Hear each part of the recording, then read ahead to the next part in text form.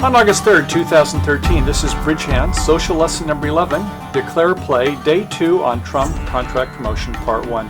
Greenbridge fans, Michael here at Bridge Hands, and welcome you to another lesson on making extra tricks. Yes, bridge is a tricky game, and we have lots of ways to make extra tricks. Now, you recall in social lesson number 10, which was on no Trump contract, we took a look at promoting a suit, as well as doing finesses. Now in a Trump contracts, which we'll look at most of today, we'll have some more review in no Trumps in part 3, but we have a third way, and that is to do roughs. Well, unfortunately, we're not going to do too many of those today. We're still going to take a look at promotions in a suit contract. So are you ready? Great, let's go ahead and jump on in. Okay, first off, to make extra tricks and avoid losers, we need to determine our winners and our losers. Yes, so how do we do that? Well, we have to evaluate our fast and our slow tricks. Yes, well, one of the ways is that when we have aces and kings immediately, those are fast tricks. Slow tricks, queens and jacks, not so much. It takes a while before we promote those suits. Even in a suit contract, in our Trump contract, if we're missing the ace, we're missing the first round of control. Once we play, let's say we're in 4 spades, we play that first spade, they win with the ace and they see some business they can take care of on a side suit. They might make 4 tricks before we can make our 10 tricks, and there's only 13 tricks in a deck. So one of the things we need to do when we start off, when we're in a no Trump contract, we count our winners. Now if we're in a 3 no Trump contract, we need 9 tricks. That's a book plus 3 more. If we see we have 8 tricks, we need to get a 9th one somewhere. And that's typically, as we recall, we did promotion, or we might do finesses.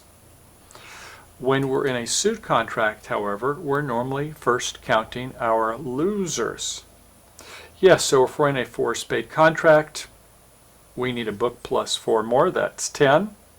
If we have 9 tricks, we can see we need to come up with a 10th one by doing that promotion once we pull Trump. Perhaps, we'll take a look at that today, where we do the finessing or we do some roughing.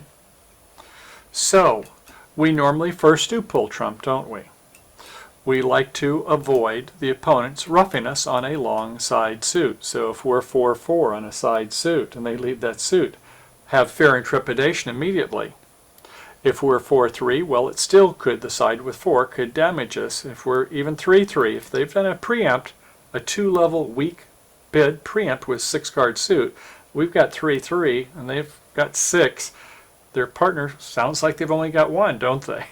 So we need to have some way. Normally we will pitch the losers on the long side suit once we have pulled Trump. Okay, well, let's take a look at a classic example where this would come to play. First off, we would take a look at our hand on the west, which is going to be the opener. Nice hand, 5-3-3-2, ace, king, jack, 5 times in hearts. Queen, jack, slow tricks over on the spade suit, isn't it? King, jack, 3 times in diamonds, and queen, 3rd in clubs. Some of you may want to open this one no Trump. It is fairly balanced, although you've got 8 high card points in the heart suit. So what do you feel? I think most of you are probably going to open 1 heart, aren't you? With a nice ace, king, jack 5 times. And this queen, jack, doubleton, opposite no Trump, you may lose those right away. Sometimes we do have worthless doubleton, but we better have some chunky values elsewhere. Okay, so our partner's hand is a 4-4-3-2. 4-4 in the red suits, ace, queen 4 times in diamonds, queen 4 times in our heart suit, yes, like that. King doubleton in spades, and 3 small in clubs. Okay. So if it was 1 heart, you might want to go 3 hearts invitational. You have 4, 5, 6, 7, 8, 9, 10, 11, and maybe 1 more for doubles and G's. You might almost want to go game. But you wouldn't bid 4 hearts right away because that would show a weak hand. So I suppose you could temporize by bidding 2 diamonds and then rebidding 3 hearts on your next bid. Or if you take a look at it from a standpoint of our controls or cover cards, remember aces and kings are cover cards. Queens, when they're in a supported suit, are cover cards. Shortness can be helpful also. So how many cover cards do you see here? Well, certainly looks like we have 1.5 in hearts. We definitely have a queen. That's one. Another one there. Have 1 in the spade suit, 1.5 in the diamonds, chance for finesse, and nothing, no help there. So at any rate, let's assume that we get to 4 hearts, and opening lead is going to be a diamond 2. That's our 7-card suit between the 4 and the 3. But they've led low. It doesn't look like they're going high-low from a doubleton. It could be a 4-card suit. We've got 7. They've got 6. One might have 4. The other might have 2. So let's take a look at our hand and see what we've got in terms of our losers. Well, we have 1 in spades. Mirrored values in the black suit appear. In fact, mirrored value in the other black suit. So we have 1 loser in the spades, the first round of control, the ace. In hearts, well, we've got ace, king, jack 5 times and queen 4 times. We've got the first 4 rounds of control. So even if they're 4-0, a very unlikely situation, that 10% chance, we're in good shape there. In diamonds, we have the first 4 rounds of control there, ace, king, queen, jack. But we have 3 losers in clubs, don't we? So we need to have a plan. So in this case, life is going to be easy. We go ahead and we will win with our shorter side, I think, with the king. We can go ahead and then pull trump, and after that we can go ahead and go to the dummy, and we can go ahead and pitch one of our clubs on that 4th diamond. So remember, after you played the king, pull trump, later on we got jack doubleton, be sure that you play the high card from the short side. You've got 2 left, you've had 3 over there. So jack first, and then to those 2. If you think you're going to get there with that king of spades, if they duck the first time, and then the second time they win the ace, we're not going to get there in that suit. So be sure you leave yourself transportation. Well, okay, so far so good, but there are times when we don't want to pull trump. What's that you say? Yes, there are times when we don't, such as when we have too many quick losers on the side suit. Now you recall that last hand, we had 3 club losers. If we played the club suit, if the ace or king was behind it, that's going to be 1, and then there was 2 more, and there was 1 loser in spades, which they would take probably before we were able to pitch on the diamond suit. So oftentimes, though, it's where we're missing the top trump honor, that ace, or maybe even the ace king. So in that case, the opponents are going to set our contract, so we need to have some sort of a plan to eliminate our losers, and sometimes we do not want to pull all of the trump. When might that be?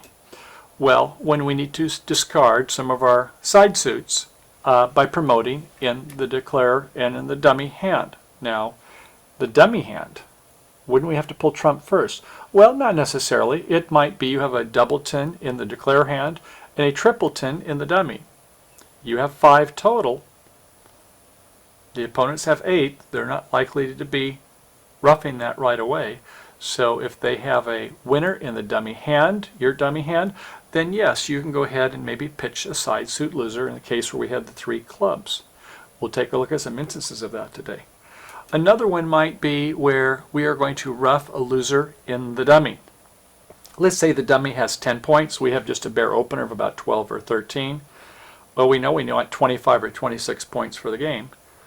But our partner, the dummy, they had said, well, I've got a singleton, so that ought to be worth some roughs. Now, if we just go ahead and play our ace, king, and the queen of the trump suit, then we're not going to get any value for that shortness that our partner thought was there for a side suit that was short.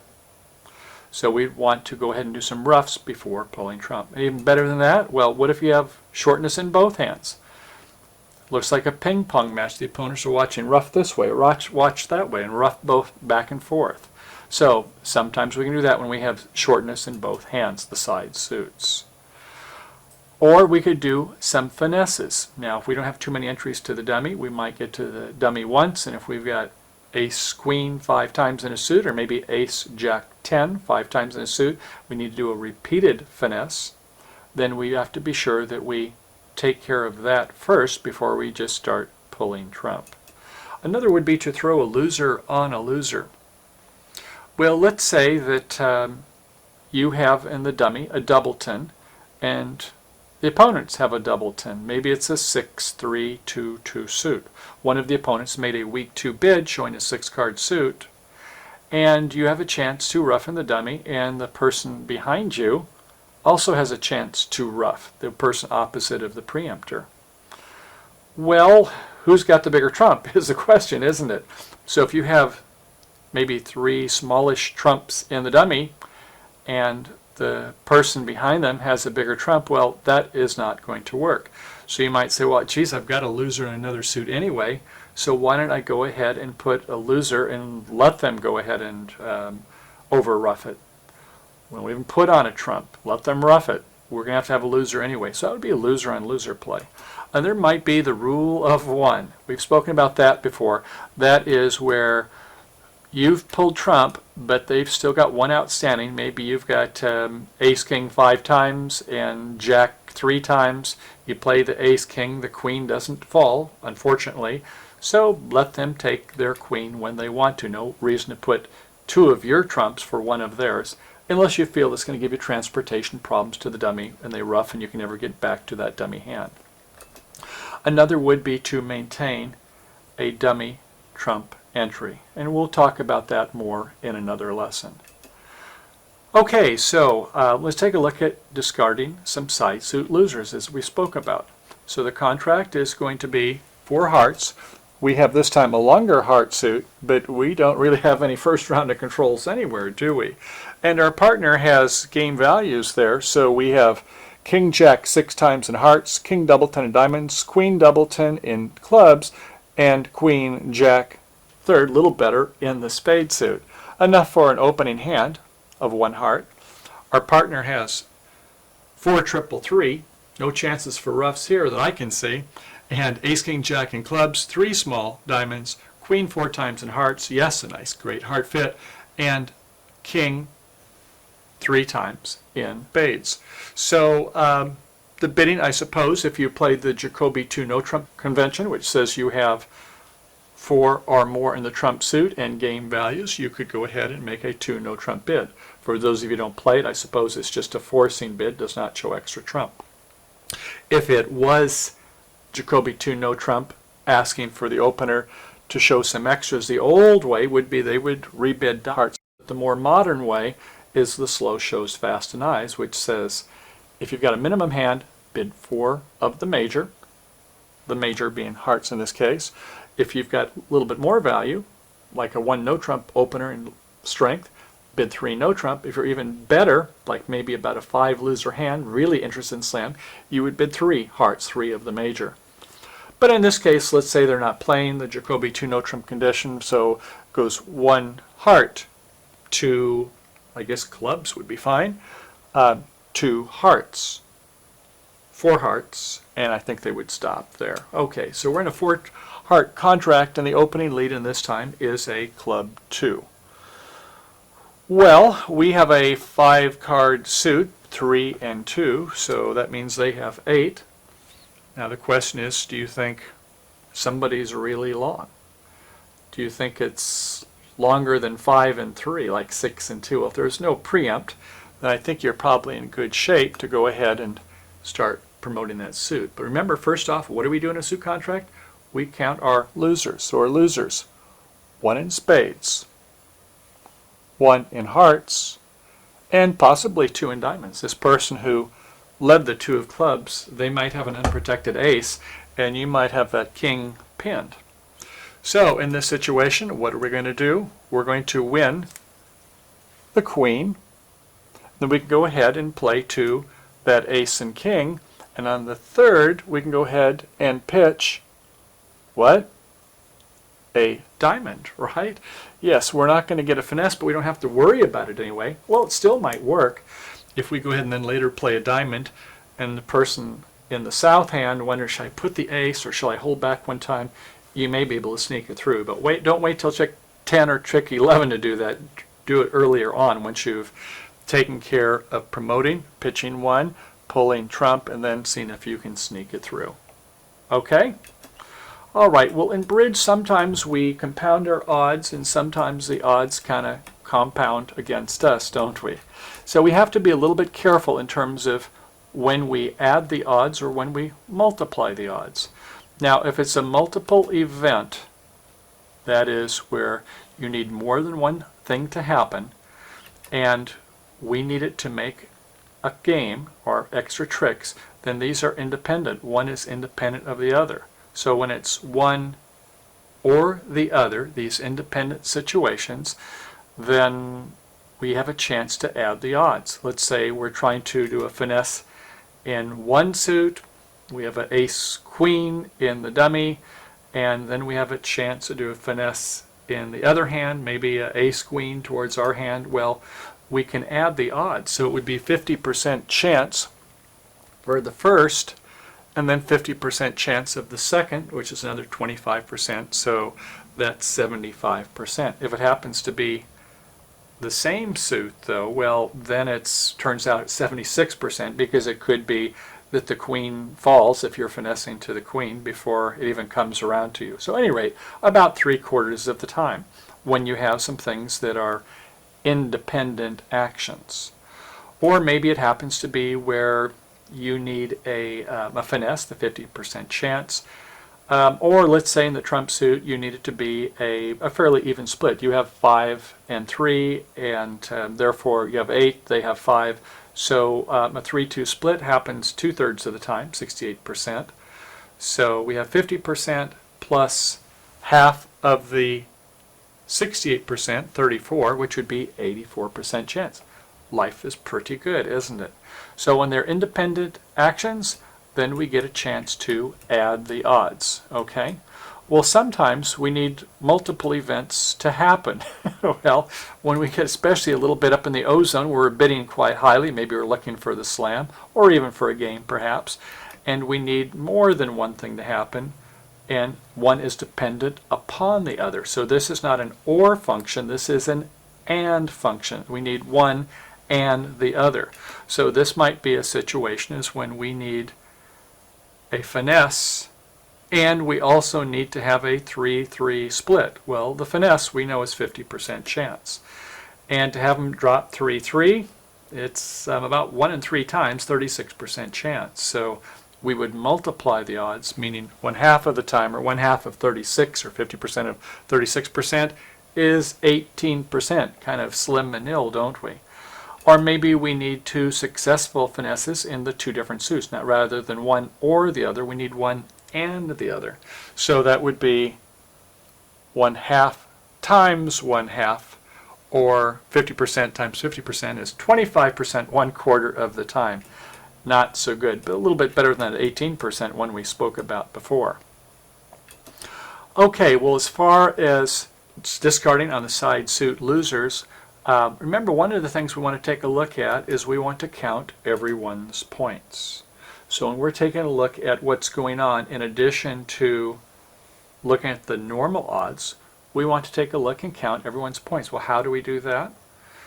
Well, let's say that there was one of the opponents that opened, or one of the opponents made a takeout double, or one of the opponents in third seat thought a long time before they made a pass. They were thinking of something. So another item we want to do is we want to count the shape of the suit. So when we count the shape of the suit, there are some fairly common hand patterns. A 5-3-3-2 is a very common suit distribution. Now that could be in one hand, but it also could be the way the suit plays around the table. 13 cards in a suit, 13 cards that can be played around the table. So when we have a 5-3, they're most likely to be 3-2. But when you start thinking about the odds, you can come up with the suit distribution fairly quickly. So if it's not 5-3-3-2, it could be a 5-4-2-2. It could be a 5-4-3-1. Not as likely to be a 5-5-2-1, and very unlikely it is a 5-5-3-0. Okay, start thinking about these shapes though, and then when they happen at the table, you'll say, oh, that was a 5-3-3-2, fairly easy. We had 5 and 3 in trump. One of them had 3, one of them had 2. And you start being able to do attribution for the secondary suits. So a 4-4-3-2 is a very common shape. A 4-3-3-3, not quite so common. And a 4-4-4-1, not as common, but it seems like sometimes when you've got a 4-4 in a trump suit, they occasionally have 4-4 against you. Oh well. And then there's the 6-card suits, 6-3-3-1 or 6-3-2-2 or a 6-4-2-1. Goodness, might even be a 6-5-2-0. The old 6-5 come alive, right? Okay, well, recall that the bids and the leads during the play, and also the play tactics.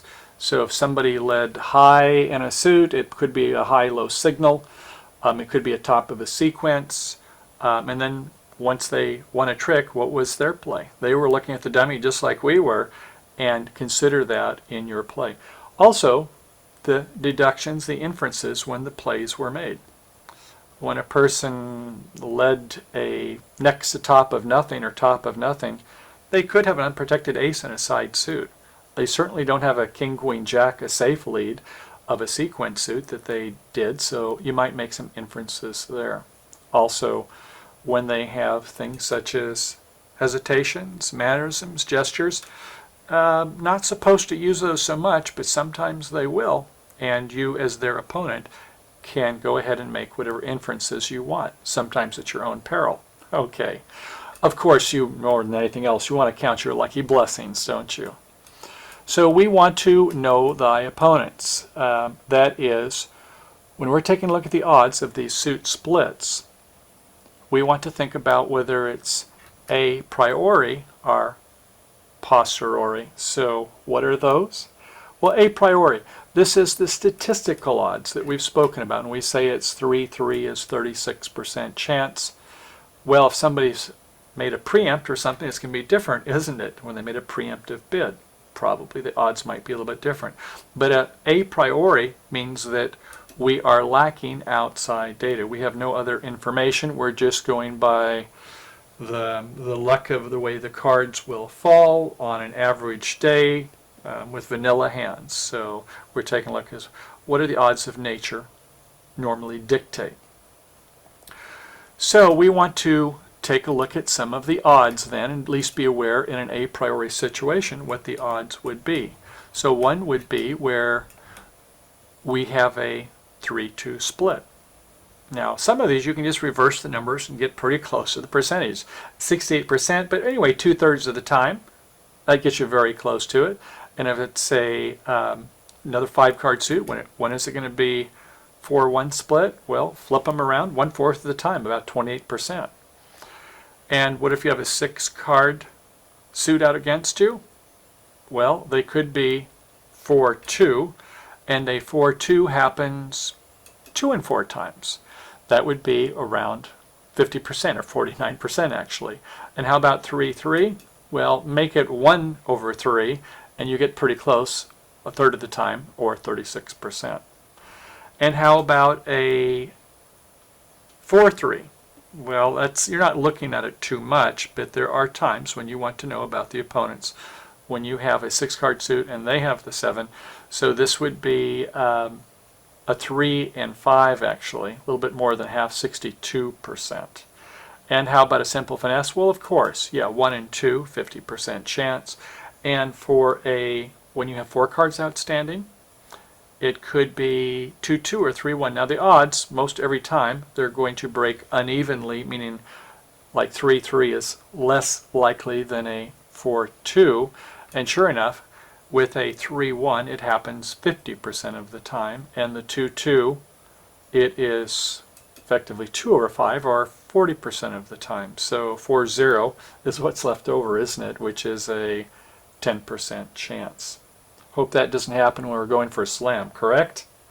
Okay, so the other part then is we need to know the opponents, and this is called the a posteriori. Boy, that's a mouthful, isn't it? At any rate, this is a modification of the odds based upon new information. This is where we're taking a look at the opponents, what's going on with them. Yes, it could be the hesitations, the gestures, the mannerisms, but more likely it's based upon their bidding and their play. So one of them would be where they've made an opening bid, 12 points or more. Make it take out double. Maybe shortness in that suit, 11, 12 points or more. Or they make a preempt showing a 6 or a 7-card suit if they open up with a weak 2 or a weak 3 bid.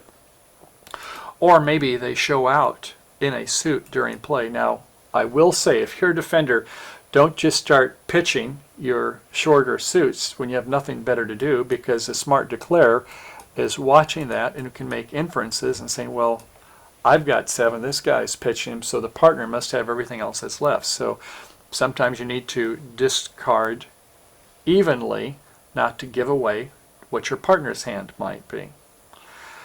Okay, another would be those mannerisms and the gestures. As we've said, when you do that, be a little bit careful, because while the opponents are not allowed ethically to go ahead and make a slow play of a singleton or things of that nature, is that sometimes they might be thinking about something else, so don't be too dead set that you're always going to guess it right in that case. And what's the last one? Well, when the opponents share their cards, you don't want to look at them. That's not part of the ethics of the game. But sometimes a person has just got their cards. They're not chested well as an opponent. You can't help but see them. As my mother would say, 1 finesse? Right. It's worth 2 finesses when you've got 1 peek, isn't it? So there is an interesting joke before closing this section, though, and it might have been a true story. But the way the story goes is that this one person was known to do the one cheek, the one cheek sneak. That's where they lean back and forth, looking to see the opponent's cards if they can. And this one opponent realized that this person had a propensity to try to look at her cards. So it got to be about trick 6 or 7, and the declarer hesitated, not sure what to do. They were wondering where the missing queen was. You have a 2-way chance to finesse, a 2-way finesse.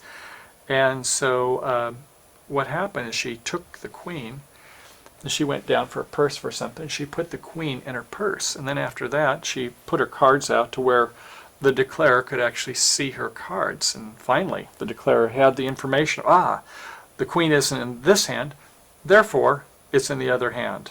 They play the finesse towards her, knowing that they're going to be able to catch it in the other hand, and after they play it with her in the 4th seat, she goes in her purse, she comes out and she plays the queen. Here, is that what you were looking for? Well, we don't want to do that, but the point is, it's just your cards. As long as your cards are behind the table, your opponents are probably not going to see them, unless you're, like, say, right-handed and have where you keep your hand open a little bit. Try to keep your cards square and behind the table, and you'll be in good shape. Well, okay, so looking at the rest of the lesson, we're going to start taking a look at some play. We've got quite a bit. We've got into this part of it. So in part 1B, for free premium and ultra members, we have several hands with variations. And in part 2 and part 3, for ultra and premium members, we have another lesson segments covering instances of when not to pull trump. We'll have 7 more hands in that section, 5 in the first part that we're going to have. And so if you've not already signed up, then don't delay. Come on over to bridgehands.com and sign up today. Well, okay, Bridge friends, thank you for coming, and I hope you enjoyed the lesson. I look forward to seeing you again soon, hopefully on part 1B, part 2, and part 3. So, until next time, happy Bridge Trails to you. Until we meet again, bye for now.